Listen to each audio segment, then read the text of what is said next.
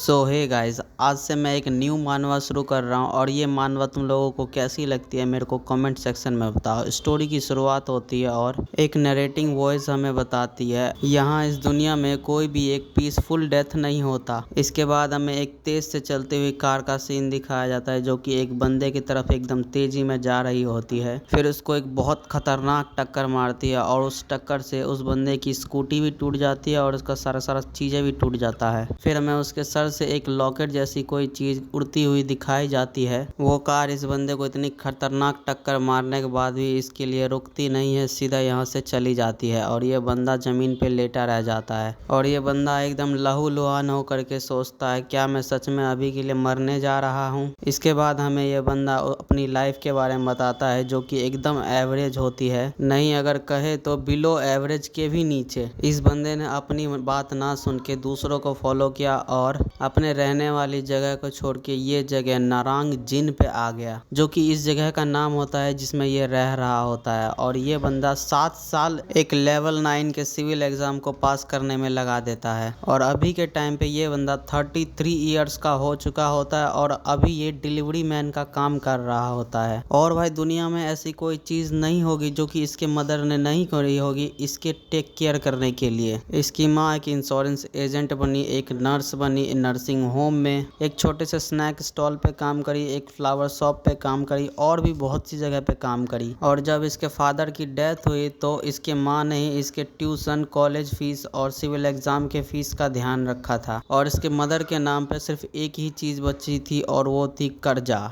कर्जा और सिर्फ कर्जा। इस बंदे ने अपनी पूरी जिंदगी सिर्फ अपने मदर फादर को सफ़र ही करवाया और जब इसकी मदर 1 साल पहले पेनक्रियाटिक कैंसर से मर गई तो भी ये कुछ भी नहीं कर पाया अपनी मदर के लिए। और इतनी सारी बातें ये बंदा अभी मरते हुए सोच रहा होता है। फिर ये आगे सोचता है क्या मेरी मदर मुझ पे प्राउड करेगी अगर मैं यहीं पे मर जाता हूँ तो, और उनसे मिलने के लिए हेवन में चले जाऊँ। लेकिन अगर देखा जाए तो मैं उनके लिए अभी तक एक इनकम्प्लीट सन हूँ, लेकिन मैं उनके लिए सब कुछ था। लेकिन फिर ये देखता है इसके सामने कोई एक चमकती हुई रोशनी दिख रही है। फिर हमें दिखाया जाता है ये वही लॉकेट होता है जो कि एक्सीडेंट के समय इसके गले से निकल के उड़ गया होता है। इसके बाद ये लॉकेट की तरफ देखते हुए सोचता है ये तो मेरे पिता की आखिरी निशानी है। इसके बाद ये हिम्मत करके अपनी बॉडी को लिफ्ट करता है ऊपर की तरफ। फिर ये अपनी बॉडी को घसीटते हुए पेंडेंट की तरफ जाने लगता है और सोचता है अब मेरी लाइफ में कुछ भी नहीं बच के रह गया है इस नेकलेस के अलावा।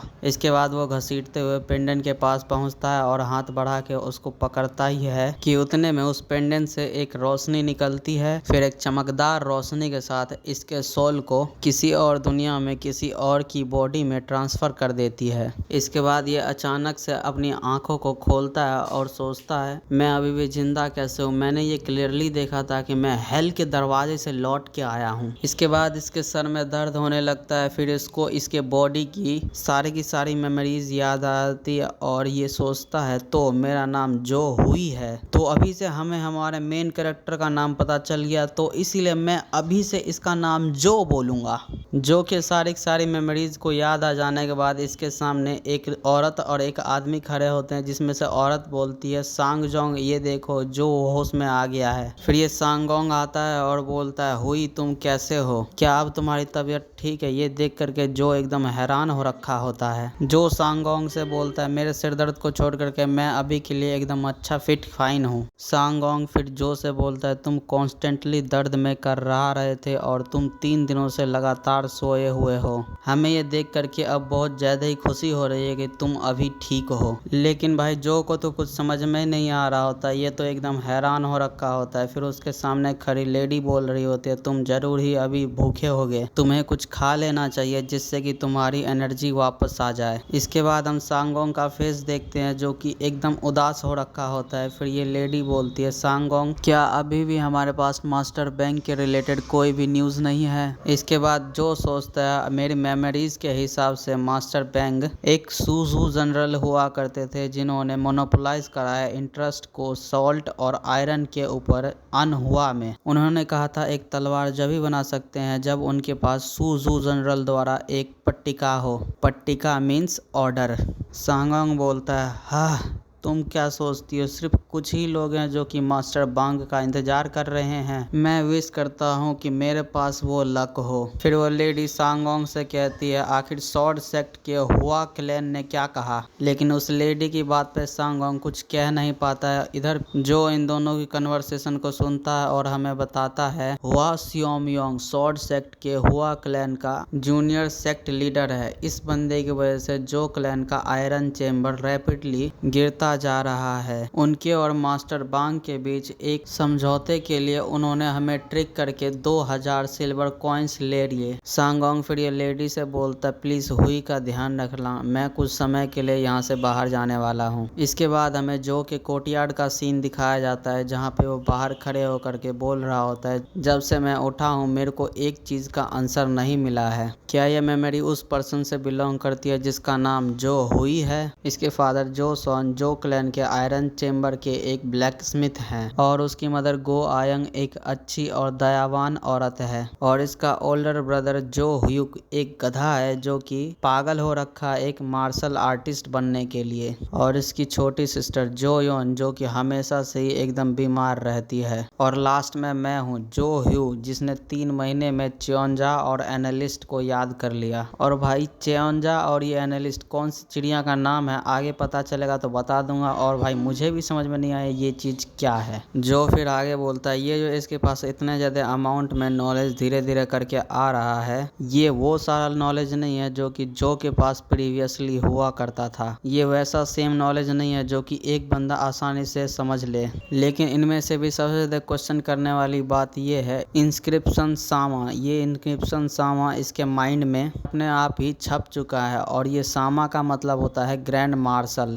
और मैं जब इस फ्रेज के बारे में सोचता हूँ तो मुझे बहुत ज़्यादा ही अनबिलीवेबल तौर पे गुस्सा आता है। मेरे माइंड में अभी के लिए बस केओस बचा हुआ है। क्या ये किसी तरीके की डायमेंशनल शिफ्ट है? मुझे अभी भी याद है वो पेन जो कि मैंने मरने से पहले सहा था। यह सच में बहुत ज़्यादा ही हार्ड है अपने डेथ को एक्सेप्ट करना। इसके बाद जो अपने सर पे हाथ रखता है और सोचता है, आखिर ये क्या है, आखिर ये क्या हुआ, आखिर ये क्यों हुआ, आखिर मुझे क्या करना चाहिए जिससे कि मैं फिर से जीने के लायक बन जाऊं। जो फिर गुस्से में बोलता है, एक किंग, एक जनरल, एक जज, एक गॉड, मेरे पास सिर्फ 7 साल का एक्सपीरियंस है और वो भी एक टेस्ट टेकर की तरह, और मेरे प्रीवियस पार्ट टाइम जॉब में भी। तो मेरे पास अब बस एक ही चीज़ बच गई है, एक मार्शल आर्टिस्ट मास्टर बन जाना, जैसा कि एक नोवेल में होता है। क्या यहाँ पे मेरे भी आसपास एक अपॉर्चुनिटी होगी जिससे कि मैं एक मास्टर से मिल सकूँ मेरे आसपास की जगह में? चलो फिर ठीक है, अगर ये मार्शल आर्ट के बारे में है तो फिर इस बंदे को सबसे ज़्यादा पता होगा। ऐसा सोच के जो सीधा पहुँच जाता है अपने बड़े भाई के पास और उसको मार्शल आर्ट करते हुए एकदम शांति से देख रहा होता है। जो अपने बड़े भाई को देख करके सोचता है, लेकिन ये इतना ज़्यादा मैला गंदा क्यों है? इसको देख करके मुझे ऐसा लगता है मेरे एलिमेंट्री स्कूल में जो मेरे दोस्त थे केंडो क्लब में, वो भी इससे बेहतर होंगे। जो फिर आगे जाता है और बोलता है, ब्रदर। तो फिर इसका भाई बोलता है, क्या तुम अभी अच्छा फील कर रहे हो? जो बोलता, मैं अभी के लिए ठीक हूँ और मैं घूम सकता हूँ, लेकिन तुमने ये चीज़ कहाँ से सीखी है? जो का भाई बोलता है, ये मैंने तब सीखा जब मैंने अपने फ्रेंड जांग सैम को एक ड्रिंक खरीद के दिया था, वो मिलिट्री में है ना इसीलिए। जो अपने मन में सोचता है ये चीज़ सीखने का मेरे लिए कोई मतलब नहीं है। जो फिर अपने बड़े भाई से बोलता है, क्या तुमने अपने नेबरहुड फ्रेंड के अलावा किसी असली एक एक्चुअल मार्शल मास्टर से कुछ सीखा है? जो की बात सुन के उसका बड़ा भाई गुस्सा होते हुए बोलता है, हे क्या तुम मेरा मजाक उड़ाने की ट्राई कर रहे हो? तुम्हें तो सब कुछ पता ही है। मार्शल आर्ट सीखने के लिए मैं बहुत सारे सिटी में गया, जगहों में गया, बहुत सारे टाउन्स को मैंने विजिट किया, लेकिन मुझे कोई भी मार्शल मास्टर नहीं मिला जिससे कि मैं मार्शल आर्ट्स को सीख सकूं। जो फिर अपने बड़े भाई से माफ़ी मांग लेता है, लेकिन अपने मन में सोचता है ये बंदा अपने घर से भाग गया सिर्फ मार्शल आर्ट को सीखने के लिए। जो फिर अपने बड़े भाई से बोलता है, तो ये मुश्किल है किसी एक ओल्डर जनरेशन से मार्शल आर्ट को सीखना। जो की बात सुन के उसका बड़ा भाई हताश होते हुए बोलता है, मुझे नहीं पता था मेरा छोटा भाई इतना बड़ा गधा होगा। इस तरफ जो को गुस्सा आ रहा होता है और मन में सोचता है, मुझे ये चीज़ तुम्हारे मुंह से नहीं सुननी है। जो बड़ा भाई फिर बोलता है, ध्यान से सुनो, यहाँ पे बहुत सारे लेजेंडरी फिगर्स है, लेकिन हम जैसे मामूली से लोग अपनी पूरी लाइफ को लगा के भी उनका एक झलक तक नहीं देख पाएंगे। और यहाँ का कोई बंदा ये चीज़ इमेजिन भी नहीं कर सकता कि मार्शल आर्ट उन बंदों से सीखना जो अपने बड़े की बात सुन के सोचता है। ये देख करके ऐसा लगता है मार्शल आर्ट को सीखना सच में बहुत ज़्यादा ही हार्ड होगा। इवन इस फ्रीक ने भी हार मान लिया। जो का बड़ा भाई फिर एक्साइटेड होते हुए बोलता है, तो तुम्हें फाइनली मार्शल आर्ट सीखना है? क्या तुम चाहते हो कि मैं तुम्हें कुछ टेक्निक को सिखाऊं? लेकिन जो वहाँ से जाते हुए बोलता है, चलो इसके बारे में भूल जाओ, बस तुम अपना बेस्ट करना। जो जाते हुए बोलता है, मार्शल आर्ट्स के नोबल में तुम कहीं पर भी जाओगे तो मास्टर्स को मिल जाओगे और उनसे मार्शल आर्ट्स को सीख सकते हो बड़े आराम से। क्या ही तो स्कैम है। फिर जो मन में सोचता है, भले ही मैं अभी लॉस में चल रहा हूँ लेकिन मैं किसी तरीके से जिंदा तो हूँ। मैं डेस्परेटली चाहता था कि एक लंबा लाइफ जीऊँ, तो ये चीज़ मरने से तो बेहतर ही है। तो अब से मैं हूँ जो हुई, बस यही एक तरीका है जिससे कि मैं जिंदा रह सकता हूँ। ये कमिटमेंट करने के साथ ही जो वहाँ से जाने लगता है। तो चलो इसी के साथ ख़त्म होता है पहला chapter, a modern man who got transmitted into Murim world का। और तुम सभी को ये वीडियो कैसी लगी मेरे को कमेंट सेक्शन में बताओ। और तुम लोगों का कमेंट भाई, एक भी अच्छा कमेंट आता है ना तो उससे मेरे को मोटिवेशन मिलती है। और इसलिए भाई कमेंट वगैरह किया करो। और ये वीडियो लेट इसीलिए है क्योंकि मेरे को कोई नया मांगा नहीं मिल रहा था जो कि बढ़िया हो और एक्सप्लेन करने में भी मज़ा आए। इसीलिए भाई बड़ी मुश्किल से ये वाला मांगा मिला और तुम लोगों का सपोर्ट रहा तो बहुत अच्छा खासा। तो मैं इसको पूरी तरीके से कंप्लीट करूँगा और जल्दी से जल्दी वीडियो डालने की ट्राई करूँगा। और ये मांगा तुम लोगों को कैसी लगी इस चीज़ का फीडबैक देना बिल्कुल भी मत भूलना।